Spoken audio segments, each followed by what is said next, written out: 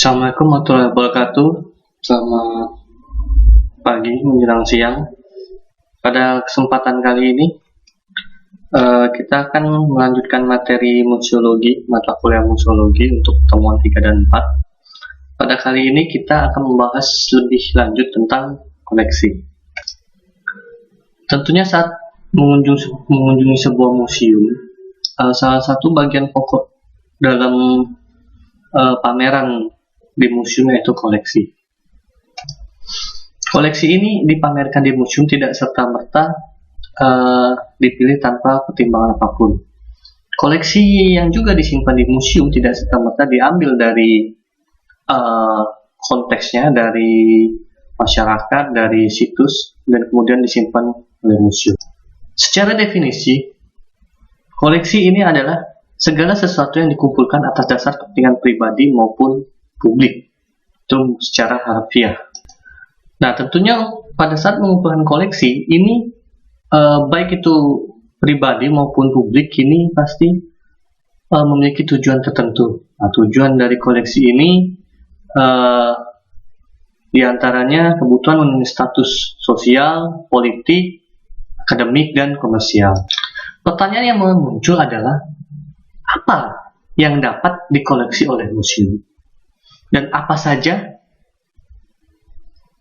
koleksi yang sesuai dengan tipe museum? Dari dua pertanyaan tersebut, maka dapat disimpulkan atau dapat dijawab berdasarkan penelitian dari koleksi itu sendiri, bahwa segala sesuatu yang dikumpulkan untuk kepentingan publik ataupun komersial bisa dikoleksi oleh museum. Artinya museum di sini koleksinya bersifat tidak terbatas. Tetapi harus mengacu pada pertanyaan kedua, bahwa setiap museum harus menyesuaikan koleksi sesuai dengan tipe museumnya. Misalnya, apabila itu tipe museum sejarah, maka koleksi-koleksi berupa rangka-rangka biologi, rangka-rangka hewan mamalia sebaiknya tidak untuk dipamerkan di museum sejarah, karena target dari museum sejarah ini adalah menampilkan benda-benda sejarah yang berkaitan dengan kehidupan proses pada masa lalu. Tetapi apabila itu ditampilkan koleksi-koleksi yang berkaitan dengan rangka biologis, flora fauna yang ada pada masa sekarang, maka itu lebih cocok dimasukkan ke dalam tipe museum-museum biologis. Sebagai contoh lanjutan adalah misalnya museum arkeologi, museum etnografi, museum natural science, museum seni, dan museum teknologi. Nah, contoh koleksinya yaitu batu, kayu, kulit, kaca, tulang, keramik, dan logam. Tipe museum arkeologi hendaknya menampilkan koleksi yang terkait dengan arkeologi. Tipe museum sejarah hendaknya berkaitan dengan benda-benda yang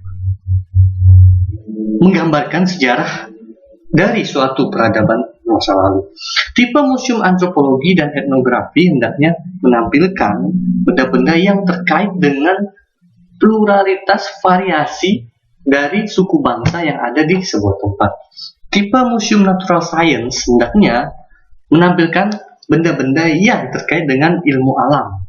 Tipe museum seni hendaknya menampilkan koleksi-koleksi berupa produk-produk seni ataupun peralatan-peralatan seni.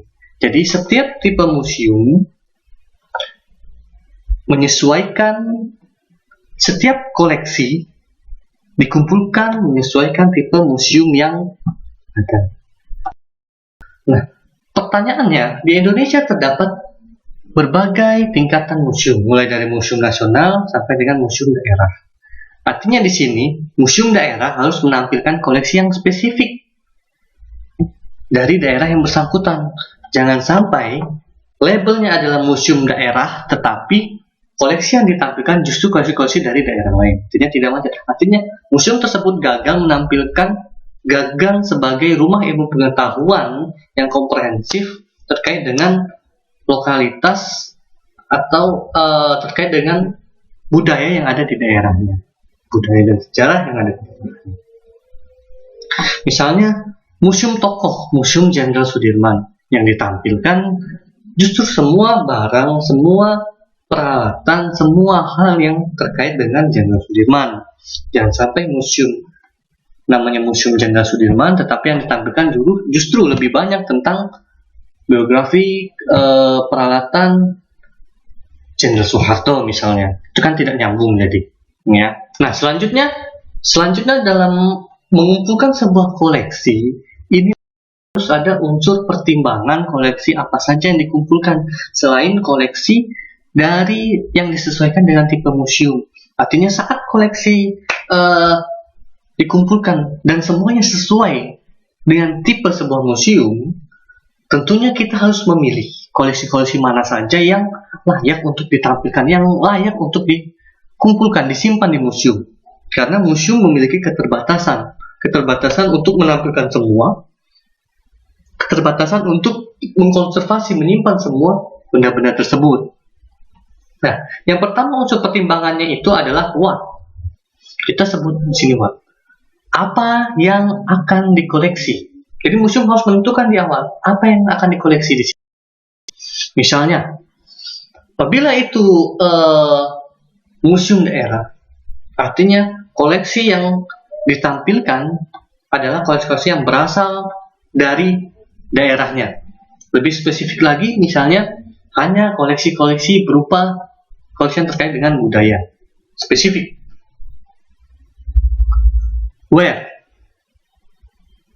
Di mana materi tersebut didapatkan, di mana koleksi itu didapatkan. Museum harus tahu kira-kira koleksi yang akan dia kumpulkan, koleksi yang menjadi targetnya ini didapatkan di mana. Yang ketiga, bagaimana caranya? Bagaimana cara memperoleh koleksi tersebut? Apakah hibah, ataukah membeli, atau dengan penelitian? Museum harus tahu. Museum harus tahu bagaimana mendapatkan koleksi yang menjadi targetnya untuk disimpan di museum, untuk dipamerkan di museum. Museum harus punya alasan kenapa memilih koleksi tersebut. Jangan sampai museum hanya menyesuaikan dengan, ini museum daerah, kita harus menyimpan koleksi dari daerah Sulawesi. Museum adalah A, tetapi museum tidak tahu koleksi A. Apa nilai penting yang ada di koleksi A sehingga layak untuk disimpan di museum. Yang kelima adalah sampai kapan koleksi akan ada di museum? Apakah selamanya? 5 tahun, 10 tahun, 15 tahun, 20 tahun? Itu harus jelas. Karena apa? Karena museum ini merupakan institusi yang terus berkembang. Museum tidak bisa hidup dengan koleksi yang itu-itu saja. Artinya museum butuh pengembangan. Pengembangan butuh sumber daya. Nah, apabila museum tidak memiliki keseimbangan antara pengembangan dan sumber daya, maka yang akan menjadi korban, yang akan menjadi pemotongan itu adalah bagian-bagian yang tentu saja tidak terlalu diperlukan oleh museum yang ingin berkembang. Misalnya, apabila koleksi sudah terlalu banyak, maka ada opsi untuk menghibahkan ke museum lain yang memiliki sumber daya lebih tinggi. Artinya ini adalah terkait dengan sampai kapan koleksi ini akan dipakai di museum. Misalnya, koleksi terkait dengan biografi tokoh. Museum bisa meminjam dari anak keturunan tokoh tersebut sampai dalam waktu 20 tahun, 10 tahun atau 15 tahun dengan surat perjanjian akan merawat koleksi tersebut. Nah, setelah 15 tahun, koleksi tersebut bisa kembali ke individu karena itu merupakan heritage, yaitu warisan dari nenek moyang. Dan museum tidak bisa dengan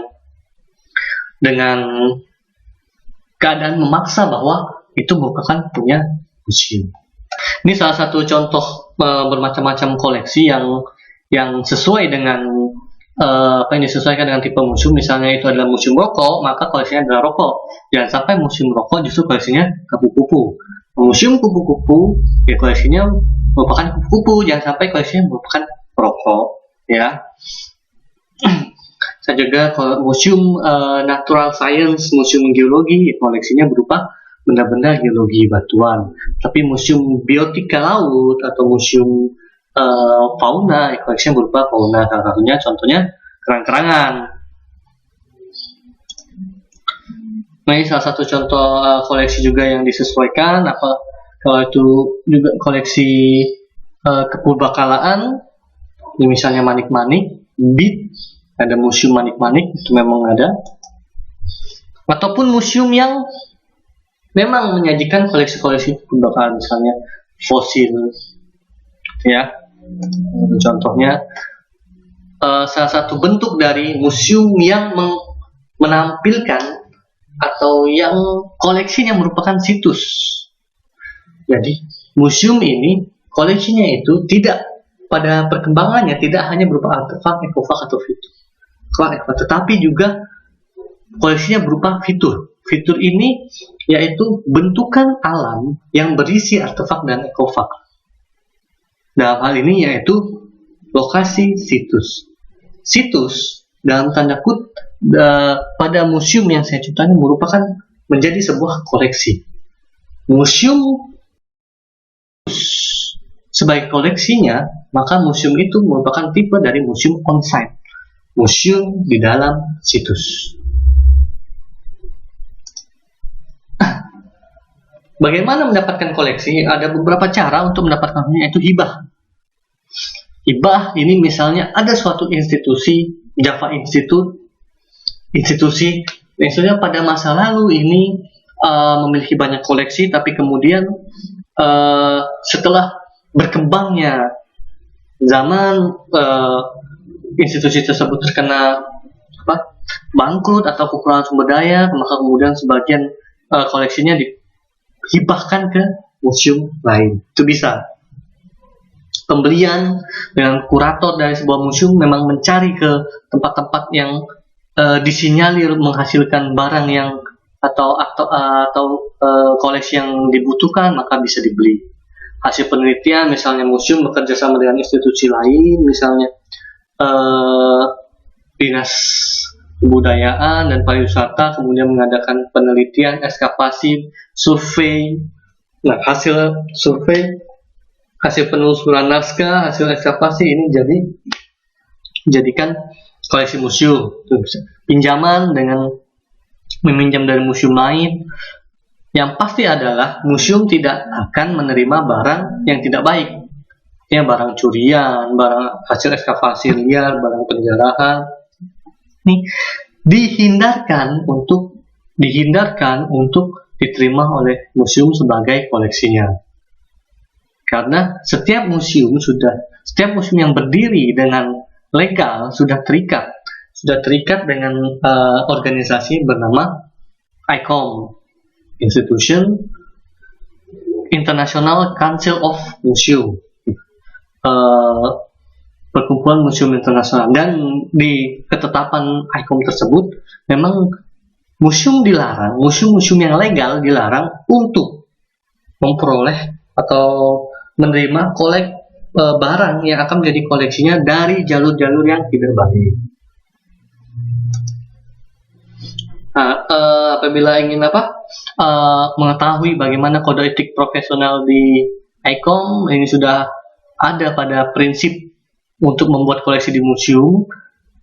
Etika profesional dalam permusiuman ini dikeluarkan oleh ICOM pada tahun 1986. Kemudian juga sebelumnya itu sebenarnya sudah ada Konvensi UNESCO 1970 tentang perdagangan ilegal dan kepemilikan pusaka budaya atau heritage.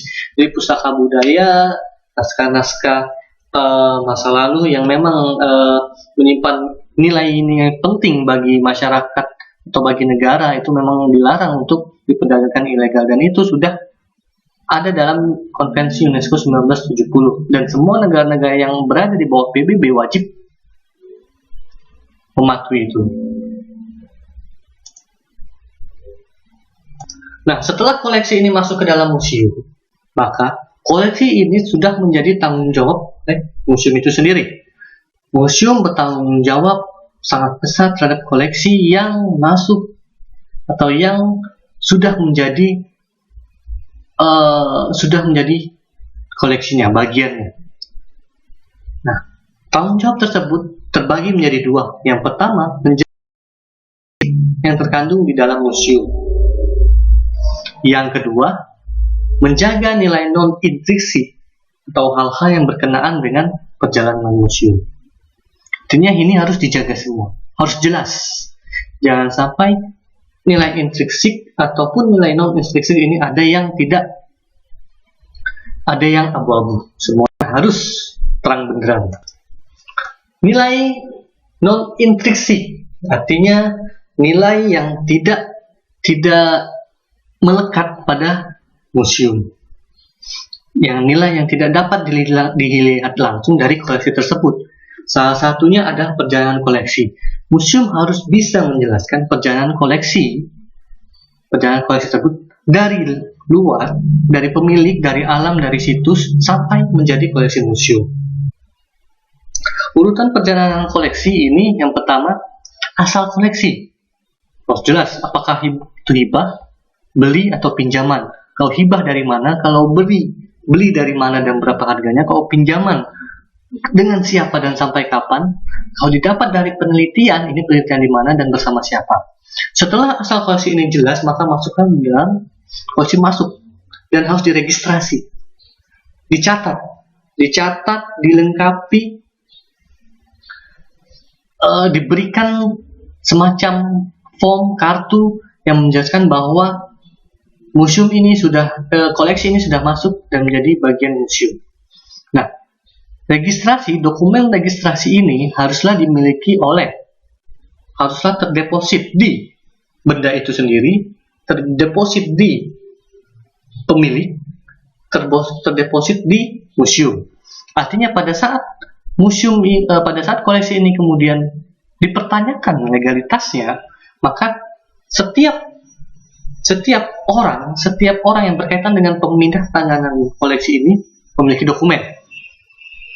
Dalam tanda kutip, bagian registrasi ini bisa dikatakan sebagai dokumen tanda terima barang koleksi dari individu ke dalam museum. Soalnya dari registrasi ini koleksi akan dipindahkan ke storage. Storage ini merupakan tempat penyimpanan museum, dan di tempat penyimpanan museum inilah data-data yang terkait dengan data koleksi ini diolah. Misalnya dibuatkan kartu inventarisasi dan dokumentasi, dicatat bahan, dicatat ukuran, panjang, lebar, tinggi, diameter, dicatat corak. Semuanya tercatat secara jelas di bagian inventarisasi. Kemudian difoto, lakukan dokumentasi, diberi keterangan apakah tinggi koleksi pada foto, pada gambar memang sama dengan data. Apakah bahan dari koleksi memang sama dengan data tertulis? Apakah data visual tentang corak yang ada pada koleksi memang sama dengan data tertulis pada bagian inventarisasi? Jadi semuanya harus jelas. Yang seperti saya katakan tadi, registrasi yang dilakukan saat koleksi masuk hingga ke storage. Dokumennya ada 3, yang memberi, menerima, dan melekat pada koleksi. Yang saya jelaskan tadi, kartu inventarisasi atau inventarisasi dan dokumen berisi tentang data koleksi, data fisik yang melekat pada koleksi itu sendiri. Dapat pula inventarisasi ini berupa data software. Jadi data-data yang diukur, yang difoto ini dipindahkan dalam software, dalam data digital, dan itu berupa database. Misalnya di sini bisa dipakai dengan Microsoft Access, atau bisa juga dipakai dengan format Linux. Itu bisa tergantung bagaimana mekanisme software yang digunakan.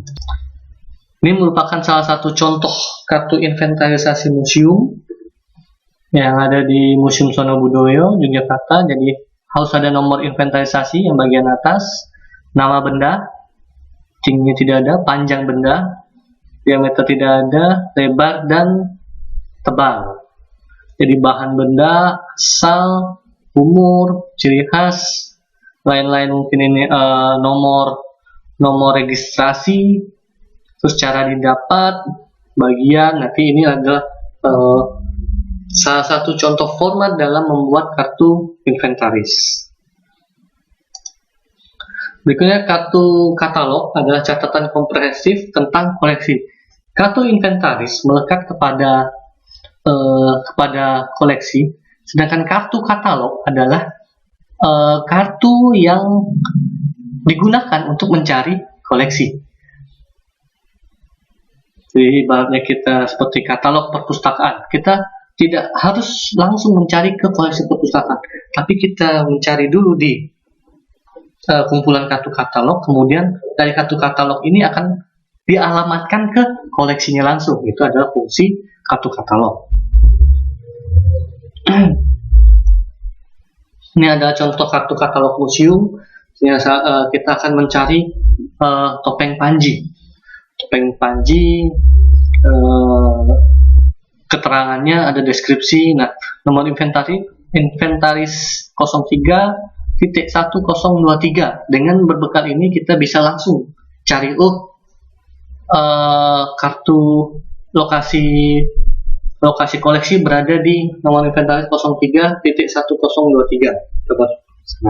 Jadi kita tidak perlu langsung mencari ke koleksi, karena apabila kita mencari ke koleksi itu akan banyak sekali. Sebagai gambaran, Museum Provinsi Sultra saja ada 4.000-an lebih koleksi, hampir 5.000. Bayangkan apabila kita masuk ke sebuah ruangan gudang dan di situ ada 5.000 koleksi dan kita akan mencari satu koleksi. Ini kan kita membuang-buang waktu dan tenaga. Tapi kalau kita membuat kartu katalog, kartu katalog ini bisa berbentuk digital, bisa juga berbentuk kertas daftar label. Kita tinggal mencari kartu katalog. Lebih singkat dan tidak membuang begitu banyak waktu. Kedua, keunggulannya adalah membuat mekanisme adalah untuk menghindari orang-orang yang tidak bertanggung jawab. Jadi semua yang masuk ke tempat penyimpanan museum akan langsung ditujukan pada koleksi yang diperlukan, tidak perlu masuk koleksi yang lain. Jadi museum bisa lebih aman. Nah, ada informasi pokok yang seharusnya ada di kartu inventaris ataupun kartu katalog. Nama museum Negeri Sulawesi Tenggara, Museum Malaysia yang kita selalu itu nama objek, topeng Panji, rangka ikan paus, soronga, terus manik-manik, jenis koleksi, klasifikasi, nomor inventaris, beda nomor inventaris, beda nomor katalog, petunjuk dokumentasi visual, lokasi foto, karena terkadang di kartu katalog ini tidak ada foto, jadi lihat foto lebih jelasnya. Atau terkadang di kartu katalog ini tidak ditampilkan foto keseluruhan secara detail, jadi harus ditunjukkan di mana posisi dokumentasi visual, bahan dan asal koleksi, cara memperoleh koleksi, tanggal koleksi maksud museum, lokasi penyimpanan koleksi, dan deskripsi koleksi. Deskripsi lebih detail disertai referensi. Di saat orang ingin mengetahui lebih dalam, orang tinggal lihat referensinya apa sih, dicari referensi, kemudian baru diketahui bagaimana deskripsi lebih jelas tentang koleksi tersebut. Informasi tambahan ini sifatnya boleh ditambahkan, boleh tidak. Misalnya detail donor, biografi dari orang yang memberi, foto, sketsa, ini bisa ditambahkan, bisa tidak. Selanjutnya, mengapa perlu dokumentasi? Mengapa perlu kita mendokumentasikan koleksi pada saat menjadi tanggung jawab museum? Yang pertama itu untuk keperluan pengelolaan, penyimpanan, asuransi, auditing, konservasi, riset dan pemanfaatan. Saat mendokumentasikan koleksi, kita tahu kondisi awal dari koleksi tersebut. Kemudian kita simpan. Saat kita membukanya satu tahun kemudian, 6 bulan kemudian, dan ternyata ada bagian yang rusak dari koleksi tersebut, kita mengetahui bagian mana yang rusak. Artinya, dokumentasi di sini adalah untuk menjamin bagaimana perkembangan kondisi atau proses perubahan koleksi yang ada di museum. Yang kedua adalah salah satu cara memberikan pelayanan kepada publik sesuai dengan artinya hasil dokumentasi ini tentunya dapat dipamerkan sebagai informasi tambahan apabila pengunjung ingin melihat secara lebih detail terkait dengan koleksi yang ditampilkan. Yang ketiga, untuk database. Standar koleksi yang baik di museum ini sudah ada berdasarkan CIDOC atau International Komite Internasional Dokumentasi, International Committee for Documentation. Jadi di museum sendiri ada standar dokumentasinya. Standarnya terdiri dari informasi pokok semua koleksi maupun yang baru maupun yang lama, dan dapat diverifikasi dan disarankan dibuat oleh ahlinya. Jadi standar dalam mendokumentasikan sebuah koleksi ini adalah dokumentasi harus memuat informasi-informasi pokok tentang koleksi. Dokumentasi harus menyeluruh terhadap semua koleksi, lama maupun baru. Hasil dokumentasi dapat dipertanggungjawabkan, dapat diverifikasi benar atau tidaknya. Karena karena harus diverifikasi, harus diuji kebenaran, maka sebaiknya dibuat oleh orang yang ahli, kurator, supaya tidak ada kesalahan-kesalahan dalam proses dokumentasi.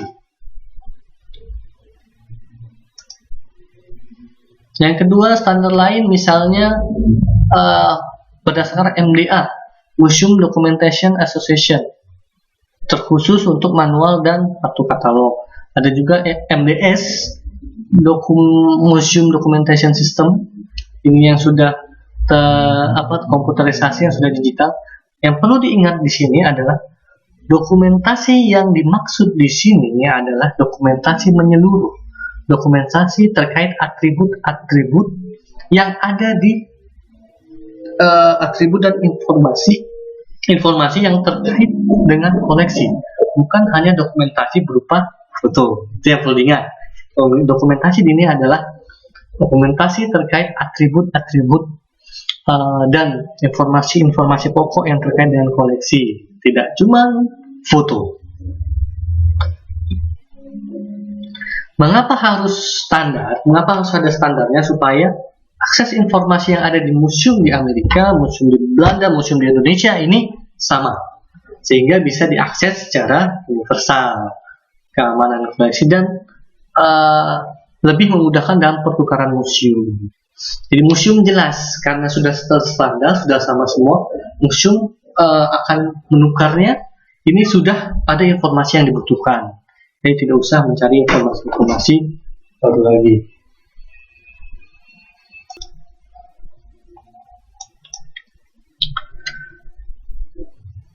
Selain harus ada standar dalam pembuatan dokumentasi koleksi museum, harus ada kategorisasi dari koleksi.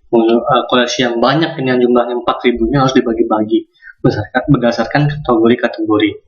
Diarsipkan secara baik dan benar, ditulis dengan tinta permanen, jangan sampai ditulis dengan alat tulis atau dicetak dengan alat tulis yang tidak permanen, yang nantinya justru akan hilang dalam beberapa waktu. Dibuat indeks sehingga mudah untuk dicari kembali. Pentingnya dokumentasi data ini tidak lain untuk kebutuhan registrasi dan dokumentasi. Jadi dalam registrasi dan dokumentasi ini perlu dibuatkan deposit form Ya, deposit artinya sebuah form yang berisi data-data.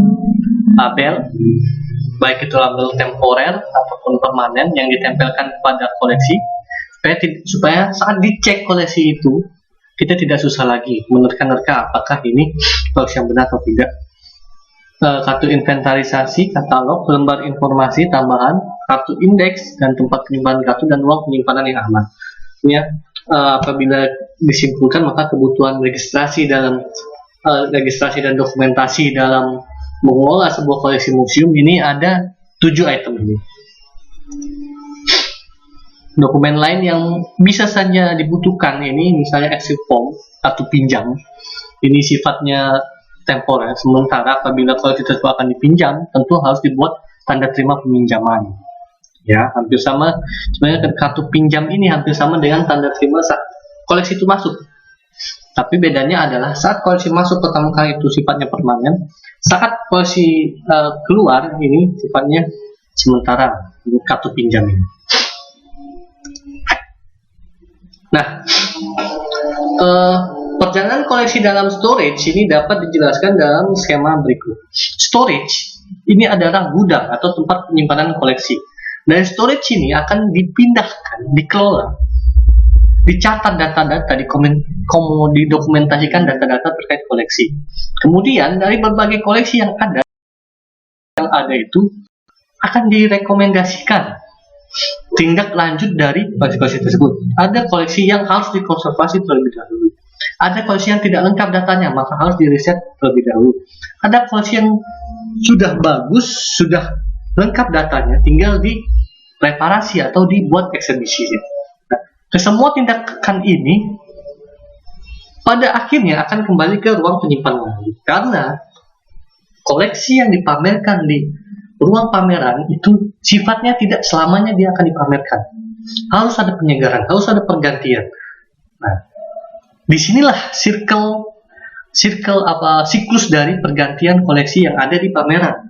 Koleksi yang sudah ditampilkan di pameran akan masuk lagi ke ruang storage, kemudian dikelola lagi apakah ada kerusakan atau tidak. Kalau ada maka akan dikonservasi ulang. Artinya ada space yang kosong, ada tempat yang kosong di ruang pameran. Nah, tempat yang kosong di ruang pameran ini akan digantikan koleksi lain. Mungkin koleksi yang sudah dikonservasi, mungkin koleksi yang sudah dilakukan riset, dia akan berubah menjadi ke koleksi eksebisi. Begitu. Saya kira ini materi untuk koleksi dalam pengelolaan koleksi dalam museum. Materi selanjutnya kita akan ketemu di materi selanjutnya, materi 4 dan 5. Terima kasih atas perhatiannya. Assalamualaikum warahmatullahi wabarakatuh.